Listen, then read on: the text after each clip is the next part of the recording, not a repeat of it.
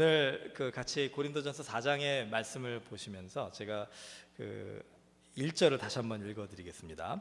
사람이 마땅히 우리를 그리스도의 일꾼이요 하나님의 비밀을 맡은 자로 여길지어다. 그리고 맡은 자들에게 구할 것은 충성이니라. 잘 아시는 속담이시지만 호랑이는 죽으면 가죽을 남기고 사람은 죽으면 이름을 남긴다라는 이야기가 있습니다. 제가 우리가 역사적으로 잘 아는 그런 인물들을 이름을 한번 제가 불러드릴 테니까 그 사람의 이름을 들으셨을 때 여러분이 어떤 것이 생각이 나시는지 한번 우리 같이 좀 살펴봤으면 좋겠습니다.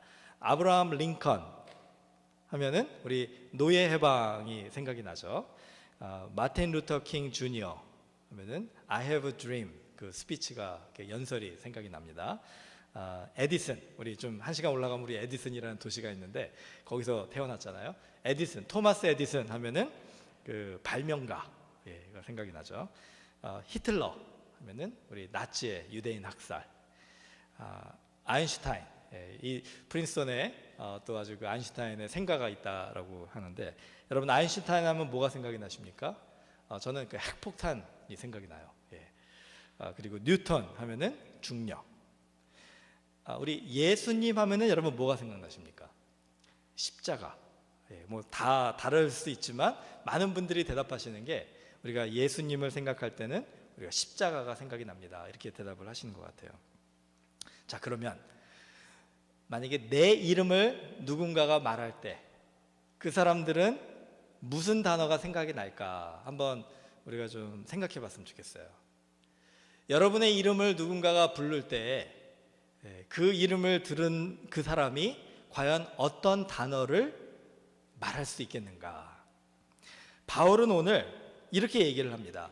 사람들이 바울이라는 이름을 얘기를 할 때 자기가 소망하는 것은 바로 그리스도의 일꾼이요 하나님의 비밀을 맡은 자다라고 이렇게 얘기해 줬으면 좋겠다라고 얘기를 합니다. 그리스도의 일꾼 그리고 하나님의 비밀을 맡은 자, 이 두 가지가 바울을 대표하는, 바울이 남기고 싶은 그의 삶 속에 두 가지의 큰 일이다라고 얘기를 할 수가 있어요. 바울은 또한 오늘 고린도전서 4장을 통해서 우리들에게 이렇게 말합니다. 이것은 바울만의 소망이 아니라 우리 예수님을 믿는 우리 모든 크리스찬들의 소망이 되어야 된다고 얘기를 합니다.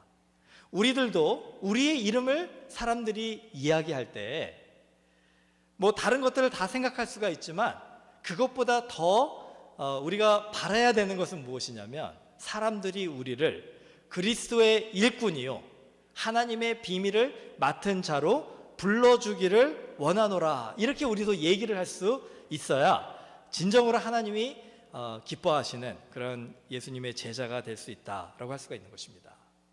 자, 어떠세요? 우리 서로를 생각할 때 여러분, 저분은, 저 집사님은, 저 권사님은, 저 장로님은, 저 목사님은 정말로 그리스도의 일꾼이고 하나님의 비밀을 맡은 자답다, 이렇게 우리가 얘기를 할 수 있는가? 우리 자신을 우리가 다른 사람들한테 소개할 때 여러분의 이름을 얘기한 다음에 나는 그리스도의 일꾼입니다, 나는 하나님의 비밀을 맡은 자입니다, 이렇게 우리가 자신 있게 얘기할 수 있는가?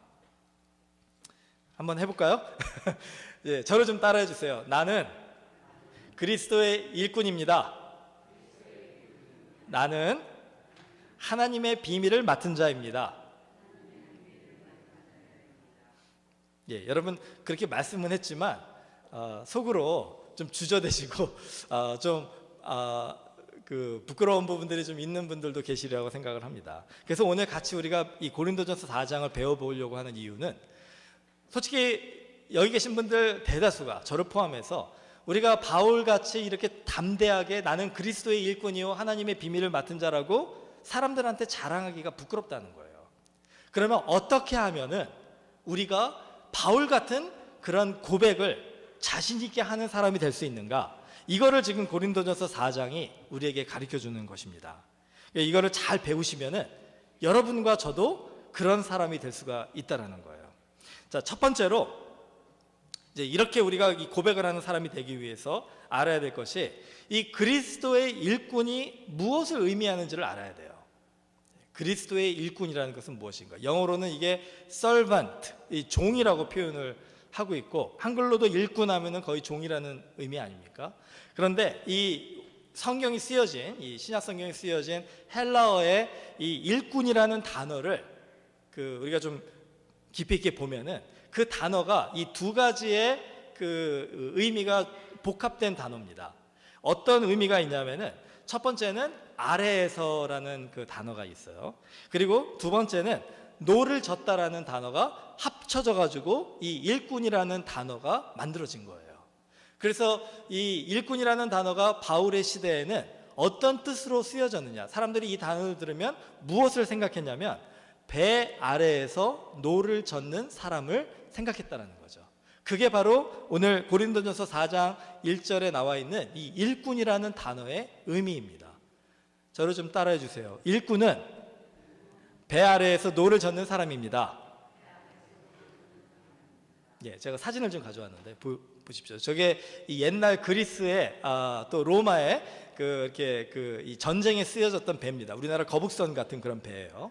그런데 저 배를 보시면 저 배 위에 이 선장과 또 그 장군들과 이제 그 좀 높은 사람들이 그 위에서 또 병사들이 이제 높은 사람들이 위에서 그 전쟁을 하고 또 배를 이끌어가는 일들을 하고 이제 그 군사들 중에 좀 낮은 계급에 있는 사람들은 또 그런 역할을 해야 되는 사람들은 저 배 아래에서 저 노를 잡고 한 사람씩 쫙 앉아가지고 노를 잡고 그 노를 젓는 일을 했다라고 하는 거예요. 그래서 오늘 4장 1절에 일꾼은 누구를 가리키냐면은 저 배 위에 있는 그 군사들을 가리키는 것이 아니라 배 아래에 있는 군사들, 배 아래에서 노를 한 사람 한 사람씩 잡고 열심히 노를 젓는 그 사람들이 바로 일꾼의 이 의미다라고 할 수가 있는 겁니다. 그래서 우리는 모두 다 그리스도의 일꾼이다라고 한다면 우리는 저 배 아래에서 노를 젓는 그 사람들이다라고 생각하시면 돼요. 자, 그 사람들은 어떤 특성이 있을까요? 첫 번째는 바로 명령을 받은 대로 노를 젓는다라는 것입니다. 자, 그 명령을 받은 대로 노를 젓는다라는 것은 이제 위에서 저 사람들의 그 지휘관이 앞으로 저 하면은 앞으로 짚고, 뒤로 저 하면은 뒤로 짚고, 왼쪽으로 하면은 왼쪽으로, 오른쪽으로 하면은 오른쪽에 있는 사람들이 또 열심히 짚고, 이렇게 해가지고 그 지휘관이 명령하는 대로 그대로 따라서 노를 젓는 사람들이 바로 이 일꾼에 해당되는 사람들의 이 자세다라고 하는 것입니다. 그렇기 때문에 2절에 보면은 맡긴 자에게 구할 것은 충성이다라고 얘기를 한 거예요. 여러분은 예수님께 충성하는 사람들이십니까? 우리가 예수님께 충성한다고 할 때 이 충성을 복종과 혼돈하시는 분이 계세요. 충성은요, 복종과 다릅니다.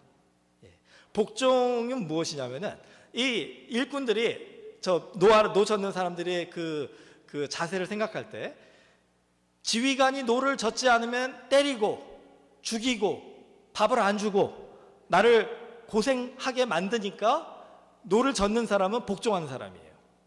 그런데 그 지휘관을 신뢰하고 그 지휘관이 이 배를 우리들을 통해서 목적지에 정확하게 이끌어줄 수 있는 사람이라는 것을 믿는 믿음으로 그 지휘관의 명령에 정말 우러나오는, 진심에서 우러나오는 그런 마음으로 노를 젓는 사람은 충성하는 사람입니다.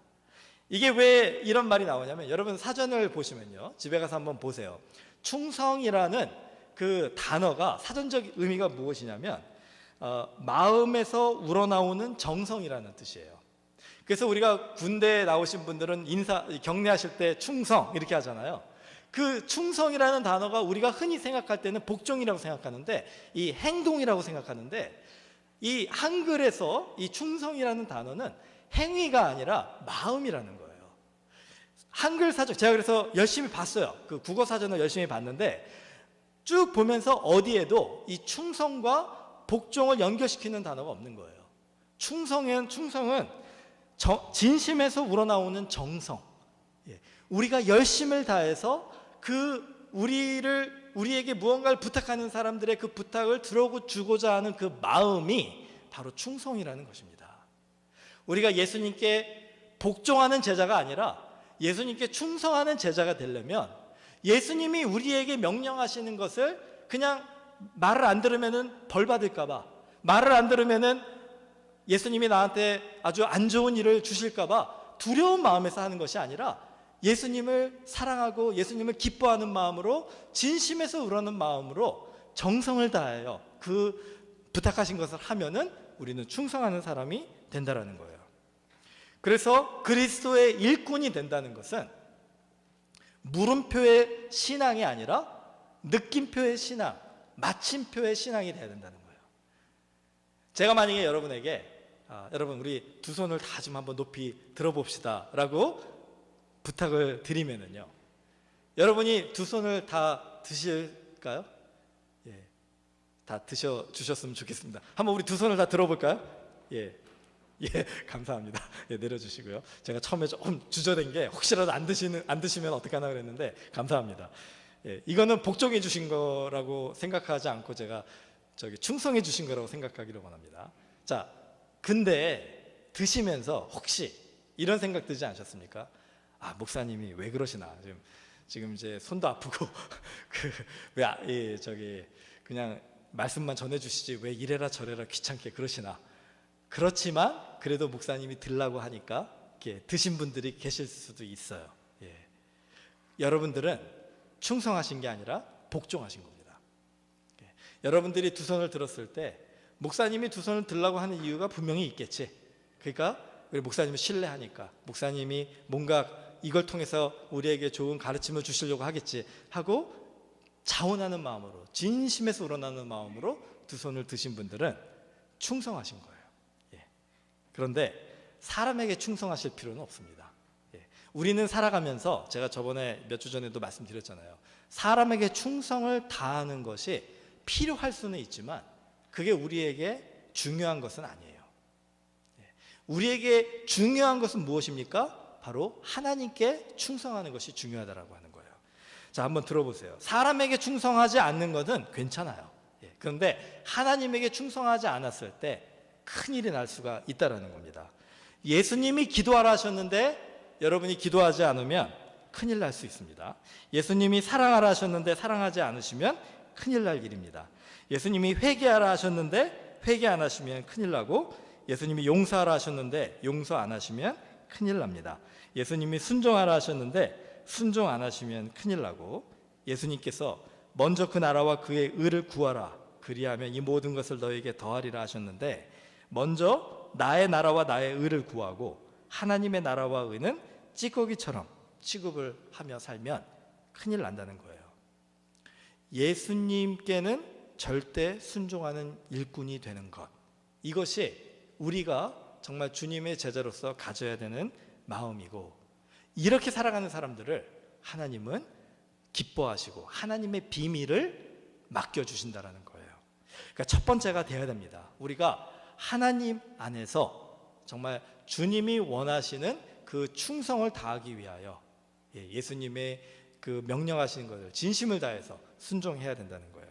자, 그런데 두 번째로 또 중요한 것이 뭐냐면, 그렇게 우리가 충성을 다할 때 혼자 해서는 안 된다는 거죠. 함께 노를 저어야 된다는 것입니다. 함께 노를 저어야 되는 이유는 아까 그림에도 보셨지만은 우리가 나 혼자 노를 전다 그래서 저 큰 배가 갈 수가 없잖아요. 여기 계신 모든 분들이 함께 노를 저어야지 그 일을 함께 충성을 해야지 그 배가 움직일 수 있다는 거예요. 우리 교회 공동체도 그렇습니다. 목사인 저 혼자 아무리 발버둥 치면서 열심히 목회를 해도 저희 교회는 꿈쩍도 안 할 거예요. 여기 계신 우리 모든 성도들이 정말 한 마음으로 함께 노를 지면 정말 주님의 일꾼의 그 자세로서 우리가 주님이 지휘관 대신 우리 주님이 명령하시는 대로 함께 따라가면 우리 교회라는 배가 하나님이 원하시는 곳으로 아름답게 갈 수가 있다는 거죠. 그래서 함께 노를 젓는 것이 중요합니다. 그렇지 않을 때, 한 마음으로 노를 젓지 않을 때 배가 가지 않을 수도 있고 또 배가 제자리에서 맴돌 수도 있어요. 어떤 분은 왼쪽으로 노를 젓고 어떤 분은 오른쪽으로 노를 짓거나 아니면 둘 다 같은 방향으로 노를 짓거나 뭐 이런 식으로 노를 짓다가 보면 여러분 이 배를 타고 이렇게 돛담배를 타고 노를 치실 때 노 젓는 거를 잘 모르는 사람들은 어때요? 열심히 노를 젓는데 그냥 제자리에서 맴도는 경우가 많지 않습니까? 우리의 교회 공동체와 우리의 그 개인적인 신앙생활이 제자리를 맴도는 것 같다라고 여러분이 느끼시기 시작할 때는 그것은 무엇이냐면 여러분이 혼자 노를 젓기 때문에 아니면 여러분의 옆에 있는 형제 자매들과 노를 젓는 그 곳에서 한 마음으로 노를 젓지 못하기 때문에 이제 그렇게 맴도는 그런 신앙생활이 계속되고 있다는 거예요. 그래서 바울이 이 부분에 대해서 이렇게 얘기를 합니다. 우리가 함께 노를 젓지 못하는 가장 큰 이유가 뭐냐면은 4장 6절에 보면은요, 이렇게 얘기를 합니다. 서로 대적하여 교만한 마음을 가지지 말라. 누가 너를 남달리 구별하였느냐? 내게 있는 것 중에 받지 아니한 것이 무엇이냐? 내가 받았은즉 어찌하여 받지 아니한 것 같이 자랑하느냐? 우리가 함께 노를 젓지 못하는 가장 큰 이유는 서로 판단하기 때문이다라는 거예요. 여러분, 누군가 잘못했을 때 그 잘못을 지적해 주는 것은 판단이 아닙니다. 그거는 공의예요. 잘못된 것을 잘못됐다 말하는 것은 공의예요. 그런데 그 공의의 기준은 하나님이십니다. 그렇기 때문에 하나님의 기준에서 잘못된 것을 우리가 이야기할 때는 그것을 판단이라고 성경은 얘기하지 않아요. 판단은 무엇이냐면 하나님이 기준이 된 것이 아니라 내가 기준이 됐을 때 우리는 그것을 판단이라고 해요. 나의 기준으로 봤을 때 저 사람의 신앙생활이 경건하지 못한 것 같고, 나의 기준으로 봤을 때 저 사람이 정말 제대로 살지 못하는 것 같을 때, 그럴 때 우리가 그 사람의 잘못을 지적하면 그것은 판단이라고 하는 것입니다. 그거는 하나님을 대적하는 거예요. 왜냐하면 하나님의 공의는 사랑을 바탕으로 하는데 우리의 판단은 미움과 시기와 질투를 바탕으로 하기 때문에 우리 공동체를 무너뜨리고 우리 자신을 정말 힘들게 하는 그런 원인이 되기 때문에 그렇습니다. 그렇기 때문에 우리가 나의 의가 아니라 나를 기준으로 삼는 것이 아니라 하나님을 기준으로 삼는 그런 그 신앙생활의 자세를 가지고 서로를 바라볼 때는 이렇게 판단하는 것이 아니라 더 배려하고 이해하고 함께 노를 젓는 작업을 시작할 수가 있다라고 하는 거예요. 옆에 있는 사람들이 문제다 생각이 되시면은 내 마음속에 나도 모르게 하나님의 공의보단 나의 기준의 판단이 앞서고 있다는 것을 생각하시면 됩니다. 저를 좀 따라해 주실래요? 우리 이렇게 하죠. 옆에 있는 분들에게 이렇게 얘기했으면 좋겠습니다. 한번 들어보시고 이제 제가 인사하세요 하면 하세요. 당신이 문제인 줄 알았는데 내가 문제였습니다. 우리 앞뒤 옆에 계신 분들한테 우리 좀 고백하셨으면 좋겠어요. 지금 해주십시오. 시작. 당신이 문제인 줄 알았는데 내가 문제였습니다.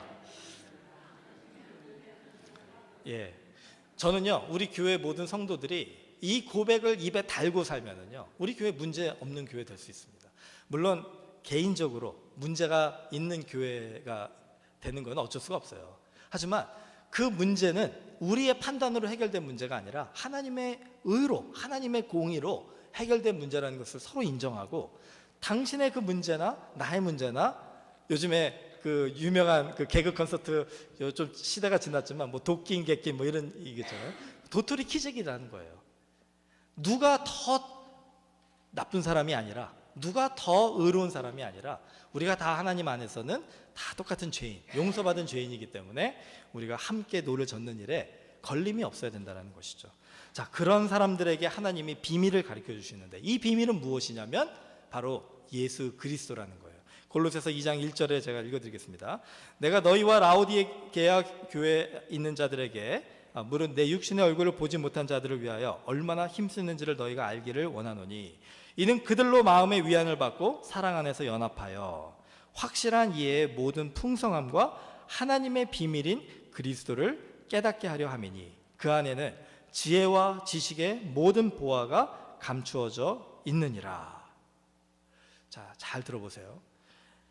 서로가 판단하지 않고 하나님의 공의를 사모하면서 연합하여 함께 그리스도의 일꾼으로 충성을 다하는, 함께 노를 젓는 그 사람들에게 하나님께서 확실한 이해의 모든 풍성함과 하나님의 비밀인 그리스도를 깨닫게 해주신다는 거예요.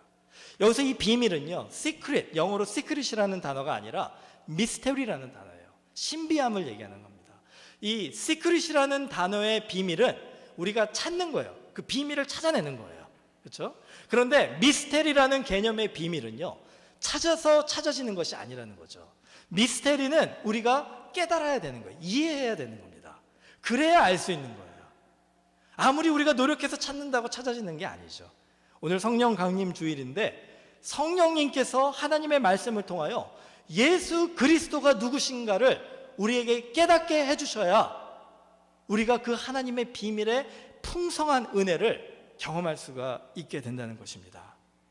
그 비밀인 예수 그리스도는 무엇입니까? 바로 이 땅에 우리를 사랑하셔서 하나님의 아들이시기를 포기하시고 바로 그 연약한 낮은 자의 모습으로 이 땅에 오셔서 우리를 위하여 십자가에서 죽기까지 사랑하시고 희생하신 그 예수님, 하나님의 아들이시며 하나님이신 그 예수님이 우리 보잘것없는 우리들을 위하여 그 희생을 치르신 그 예수님의 사랑이 바로 비밀이라는 거예요.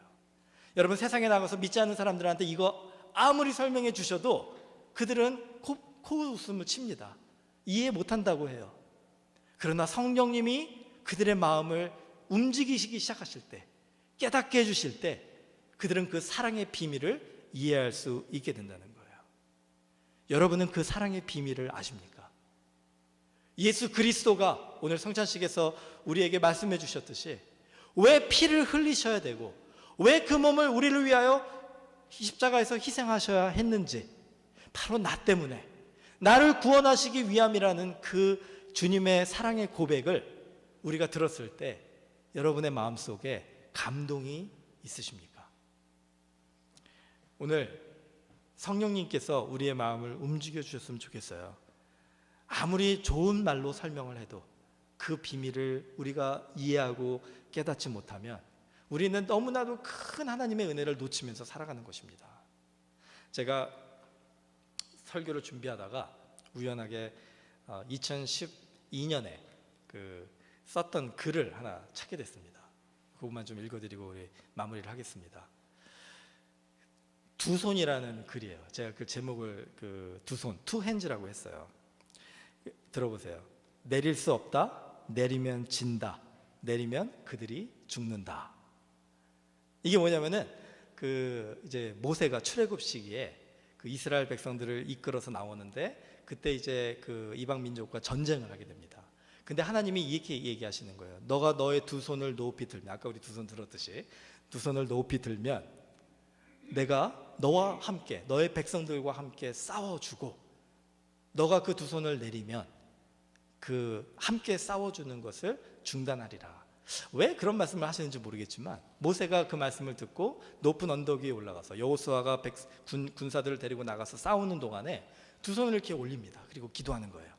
근데 신비하게도, 이 미스테리, 신비하게도 그 모세가 두 손을 올리고 기도하는 그때 여호수아와 그 이스라엘의 군사들이 승리를 하는 거예요. 근데 모세가 팔이 아프니까 이렇게 손을 내렸더니 성경에 보니까 여호수아와 그의 군사들이 패배를 하더라는 거예요. 그 모세가 긴장을 했습니다. 한 사람이라도 자기 때문에 죽으면 안 되잖아요. 그러니까 이스라엘 병사들을 위해서 그 손을 높이 올리고 다시 기도하기 시작하는데, 이제 인간인지라 이 손이 이제 아프니까 자꾸 이렇게 손이 내려오기 시작하는 거예요. 그때 모세의 마음에 이런 고백이 있지 않았을까 한번 상상해 보았었습니다. 내릴 수 없다, 내리면 진다, 내리면 그들이 죽는다. 제가 왜 이 말씀을 묵상을 하면서 은혜가 됐었냐면, 그때 우연하게 이제 인터넷을 설치하다가 저희가 덴버에 있었을 때 이제 나바오 선교를 우리가 하기를 소망해서 나바오 선교에 헌신하신 선교사님들을 이렇게 인터넷으로 찾다가 황성기 그 선교사님이라는 분을 이렇게 인터넷을 통해서 접하게 됐어요. 그래서 그분하고 이메일로 교제하다가 이제 전화로서 이렇게 통화를 이제 하다가 제가 큰 도전을 받았어요. 그분이 뭐라고 얘기를 해주셨냐면, 그분이 이제 나바오 선교를 열심히 하시다가 지도자를 세우는 신학교가 필요하겠다 생각이 돼가지고 거기에다 나바호 바이블 칼리지를 그 미국 사람들이 세운 그 학교에 같이 이렇게 동참하는 사역을 하셨대요. 그 이제 굉장히 적극적으로 그 한국 교회들 협력하에 이제 적극적으로 도와줬는데, 그렇게 해가지고 거기에다가 이제 그 MDiv 석사 학위를 만들어가지고 그 시작을 했고, 근데 이제 MDiv보다는 이제 그 나바호의 인디안들이 그 이제 교육을 잘 못 받는 사람들이 많으니까 이제 대학교 4년 과정, 바이블 칼리지 4년 과정을 만들어가지고 그렇게 했는데, 이제 여러 가지 이야기들이 이제 있다 그걸 3년 과정으로 줄였다고 그래요. 그래서 이제 3년 동안 열심히 그 몇 명이 이제 16명의 교수들과 8명의 교직원이, 한번 들어보세요. 3년 동안 열심히 그 나바오의 그 학생들을 섬기며 가르치며 같이 먹고 살면서 그들을 훈련했습니다. 이제 제가 그분하고 황성계 선교사님하고 이메일을 교환하고 전화를 할 때는 3년이 지난 후예요. 그분이 말씀하시는 게, 처음에는 한 8명에서 한 10명 정도가 같이 시작을 했는데 3년 후에 졸업식을 했는데 몇 명이 졸업을 했을까요? 1명이 마지막까지 남아서 3년 과정을 마치고 졸업을 했다라는 거예요. 그거를 보시면서 황 선교사님이 이제 우리가 그 전화할 때 저한테 이렇게 얘기를 해주시더라고요. 내가 여기에서 3년 동안 정말 모든 것을 다 희생해서 헌신했는데, 마치 그 모세처럼, 그 모세가 손을 내리면 안 되는데 그 손을 내려버린 그 모세와 같은 지금 마음이다라고 얘기를 하시더라고요. 나 때문에 이 나바오 칼리지의 이 사역이 패배한 것은 아닌가, 굉장히 좌절되고 낙심된 마음으로 계시는 상황에서 우리가 통화를 했었어요. 그래서 제가 이 글을 쓰면서 이런 생각을 해봤었습니다. 여호와가 우리의 도움이시다라고 하는데, 우리는 그 여호와의 도우심을 믿기는 믿지만 우리의 연약함 때문에 자꾸 쓰러지고 넘어지고, 그 넘어짐 속에서 내가 두 손을 내렸기 때문에 하나님이 나를 버리셨다라는 생각을 하게 될 때가 많이 있다는 거죠. 내가 두 손을 내렸기 때문에 하나님께서 내가 속한 이 공동체, 내가 속한 가정과 교회와 이웃이 정말 제자리에서 맴도는 그런 좀 허탄한, 그 헛된 그런 그 결과들을 가져오는 것은 아닌가, 이렇게 좌절하게 된다라는 거예요. 그런데 하나님은 오늘 우리들에게 격려하십니다. 이사야서 40장 9절의 말씀을 한번 들어보세요. 아름다운 소식을 시온에 전하는 자여, 너는 높은 산에 오르라. 아름다운 소식을 나바오에 전하는 자여, 너는 힘써 소리를 높이라. 두려워하지 말고 소리를 높여 나바오에 이르기를 너희의 하나님을 보라 하라. 제가 선교사님께 그 권면의 말씀을 드렸어요. 선교사님, 제가 볼 때는 선교사님이 손을 내린 것이 아니라 선교사님의 그 내려진 그 손에 아론과 훌을 붙여주셔서, 보내주셔서 그 한쪽엔 아론이, 한쪽엔 훌이 그 내려진 두 손을 다시 들어주시기 위하여 지금 준비시켜 주시는 과정이라 생각을 합니다.